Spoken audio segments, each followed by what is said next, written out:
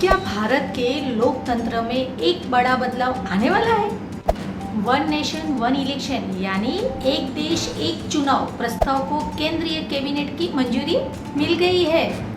नमस्कार दोस्तों, आपका स्वागत है मेरे चैनल पर। आज हम बात करेंगे एक अहम मुद्दे पर जो भारत की राजनीति और चुनावी प्रक्रिया को एक नया मोड़ देने वाली है। वन नेशन वन इलेक्शन यानी एक राष्ट्र एक चुनाव।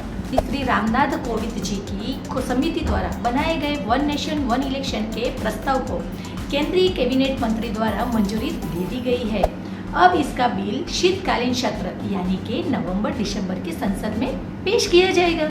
दोस्तों, कैबिनेट मीटिंग के बाद केंद्रीय मंत्री अश्विन वैष्णव ने कहा कि पहले फेज में विधानसभा और लोकसभा चुनाव साथ में होंगे।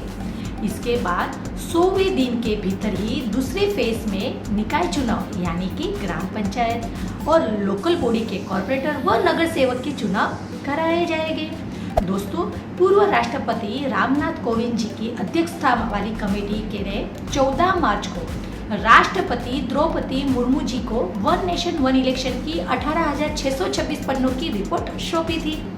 इस रिपोर्ट के अनुसार अब देश में आगामी चुनाव लोकसभा और विधानसभा के एक साथ किए जा सकते हैं। दोस्तों, चलिए समझते हैं कि एक राष्ट्र एक चुनाव क्या है। तो दोस्तों, एक राष्ट्र एक चुनाव का मकसद है कि देश भर में लोकसभा और सभी राज्यों की विधानसभा के चुनाव एक साथ कराया जाए। अभी की स्थिति में लोकसभा और विधानसभा का चुनाव अलग अलग समय पर होते हैं, जिससे चुनाव खर्च और समय दोनों बढ़ जाते हैं। दोस्तों, अब जानते हैं कि वन नेशन वन इलेक्शन के प्रस्ताव की मुख्य बातें कौन कौन सी है। तो दोस्तों, यदि सभी चुनाव एक साथ कराए जाएंगे तो बार बार चुनाव में भारी मात्रा में संसाधनों का उपयोग होता है। एक साथ चुनाव होने से समय, पैसा और मानव संसाधनों की बचत होगी। दोस्तों, जब चुनाव एक साथ होंगे तो इसे राजनीतिक अस्थिरता कम होगी और सरकार बिना किसी रुकावट के काम कर पाएगी। और बार बार चुनाव होने से जनता को भी हर बार अलग अलग मुद्दों पर वोट देना पड़ता है, जिससे उनकी दिनचर्या पर भी असर पड़ता है। एक साथ चुनाव से यह बोझ भी कम होगा। बार बार आचार संहिता लागू होने से बचा जा सकेगा। लोकसभा और विधानसभा के अलग अलग चुनाव के खर्चे में भी कमी आएगी। दोस्तों, रामनाथ कोविंद जी की समिति की सिफारिश को मंजूरी तो मिल गई है। अब सवाल ये है कि आगे क्या होगा। इसे लागू करने के लिए संविधान में संशोधन की जरूरत होगी, जिसमें समय लग सकता है।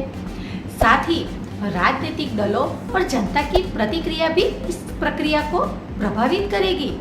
दोस्तों, वन नेशन वन इलेक्शन का यह फैसला अगर लागू होता है तो यह भारत की चुनावी प्रक्रिया में एक ऐतिहासिक बदलाव साबित हो सकता है।